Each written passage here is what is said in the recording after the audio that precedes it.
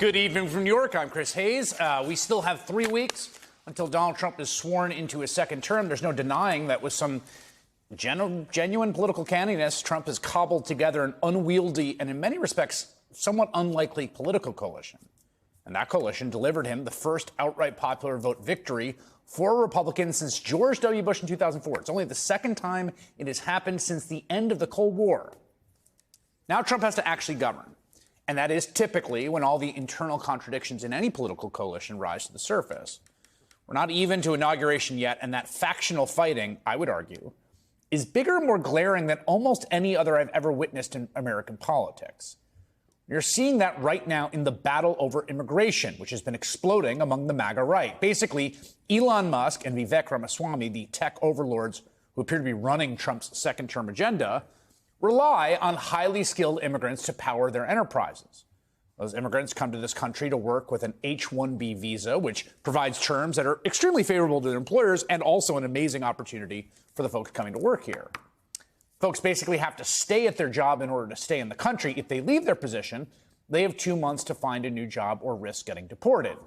So you can see why someone like Elon Musk likes them so much. For example, this is not abstract. When Musk bought Twitter, and a huge percentage of the staff headed for the exits, Vice News reported on how Twitter employees on visas can't just quit. The other side of the debate over the H-1B visa is the one that folks like Stephen Miller and Stephen Bannon have been pushing for years, that we should restrict, limit, perhaps end all immigration in the U.S., legal and illegal, right? Stuff at the border around asylum, but also H-1B visas. I mean, just listen to the two of them on Bannon's old radio show back in March of 2016. This is before Trump was even the Republican nominee. Take a listen. And they see these oligarchs down there with 54 private jets, and they're not down there for their health. They're called together by Karl Rove, and it's a Stop Trump movement. And it's a Stop Trump movement because they want unlimited HB1 visas. Isn't the beating heart of this problem right now, the real beating heart of it, of what we got to get sorted here, is not illegal immigration, as horrific as that is, and it's horrific. Don't we have a problem? We've looked the other way on this legal immigration that's kind of overwhelmed the country. The history of America is that an immigration on period is followed by an immigration off period. So be very clear there, right? H-1B visas, legal immigration, and immigration off period. Like, they have a pretty clear vision. Miller's going to be the one writing that border bill.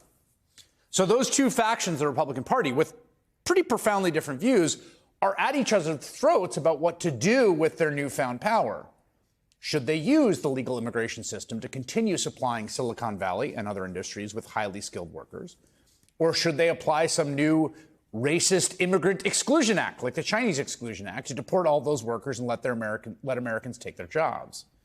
In defense of the former argument, that is continuing H-1B visas, Elon Musk spent his Christmas week absolutely melting down the social media platform he owns. He has since deleted many of those posts, including one that replied approvingly to a post calling American-born workers in general a slur, the R word, for being too stupid to be able to do the jobs that workers on H-1B visas were doing. One emblematic post is still up, where Musk tells opponents of H-1B visas to F themselves before pledging to go to war on this issue, the likes of which you cannot possibly comprehend. Although he seems to have underestimated how much the MAGA diehards hate immigration, his online base of right-wing Twitter trolls quickly turned on him, spurned on by the likes of Bannon, as well as Laura Loomer, the fringe far-right activist who spent much of the fall cozying up to Trump before his campaign stepped in and pushed her aside. It's not a civil war because they're not tough enough. They're just not. I don't think that it's acceptable for George Soros, Elon Musk, or Peter Thiel. It doesn't matter what side of the political aisle a billionaire is on. I don't think that it's acceptable for billionaires to have this much power and this much access. On the policy dispute here, and there is a real one, Trump actually took Musk's side on it, coming out in support of H-1B visas in comments to the New York Post. Quote, "I have many H-1B visas on my properties. I've been a believer in H-1B. I've used it many times. It's a great program." Now, I have to say, I think Trump might be confused here. I don't think his properties are hiring a ton of, say, like software engineers off H-1B. As the New York Times reports, Trump has been a frequent and longtime user of the similarly named but starkly different H-2B visa program, which is for unskilled workers like gardeners and housekeepers. Of course, you could drive yourself crazy trying to track Trump's position on anything at any given moment. in 2016. Of course, he called for, guess what? The H-1B to be banned. Nobody knows the system better than me. I know the H-1B. I know the H-2B. Nobody knows it better than me. I know the H-1B very well, and it's something that I frankly use, and I shouldn't be allowed to use. We shouldn't have it. Very, very bad for workers. Regardless, it was nice of Trump to back his co-president Elon Musk this time. Not that it helped much, as Musk seems to have backed down. He now calls our legal immigration system broken. And in one sense, you know, there's a bunch of weirdos online fighting with each other. You know, it's a day ending a Y. But these people, I mean, the guy who's about to be president, the world's richest man, they're about to be in power. They're going to be making decisions. If this fight was any indication, this fractured coalition is not going to make governing that easy for them when they get in power. McKay Copton is a staff writer for The Atlantic and author of Romney, A Reckoning. Charlie Dent is a former Republican congressman of Pennsylvania. And they join me now. McKay, I thought of you because about a month ago, you and I had a conversation on my podcast, Why Is This Happening? The main theme of which was, yes, this coalition was successful politically. Yes, they won and they will control the House and the Senate and the presidency. But there are deep internal, real, genuine factions and fights and tensions ideologically. And it was interesting that immigration was the first one we've sort of seen kind of blow up.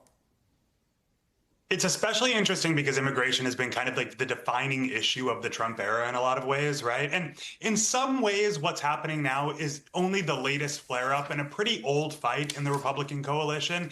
You can take any presidential election of the 21st century and find this divide between Chamber of Commerce Republicans and the Wall Street editorial board on one side, Wall Street Journal editorial board, and on the other side, kind of conservative talk radio, Fox News, and the right-wing base on the other.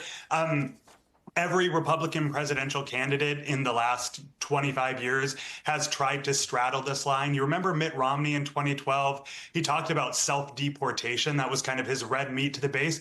He also talked about stapling a green card on every college diploma of an immigrant who came to the U.S., right? And so what's interesting is that Trump, made immigration one of his key wedges in 2016 in the Republican primaries. He was seen as this extremely populist figure. But I don't think we should be that surprised that he has now found himself siding with what is essentially the Chamber of Commerce position on immigration. Big shocker. Well, here's the thing. I talked to a Republican elected official just a couple weeks ago who said, and the thing about Trump that people always fail to understand is that the most consistent metric he uses to judge people is their net worth, right? It's how much money they have. And so we should not be shocked that Elon Musk has been allowed in the henhouse. It's not because of his, searing political charisma. It's because he's incredibly wealthy. There's a reason that Trump often defers to his golf buddies and high dollar donors and allies in Silicon Valley and Wall Street. He cares what those people think of him. So I think that helps, that should help inform how this kind of battle is going to play out. And it's also why Bannon is sort of so angry about this. It's somewhat performative. And Charlie, look, I've covered this issue for 20 years. You're a veteran of these exact fights where there really is this tension that McKay highlighted. What I think is interesting to me, this new factor, which is Musk, brings this totally different set of ideological commitments and also material commitments into this universe that weren't there even 6 months ago. Now it's everything has to be about, well, there's the Trump position, there's the base, and then there's, what does Elon Musk think? And I've never seen anything like it where there's just this new, it's like a new planet came in, and now everything has to orbit around that as well.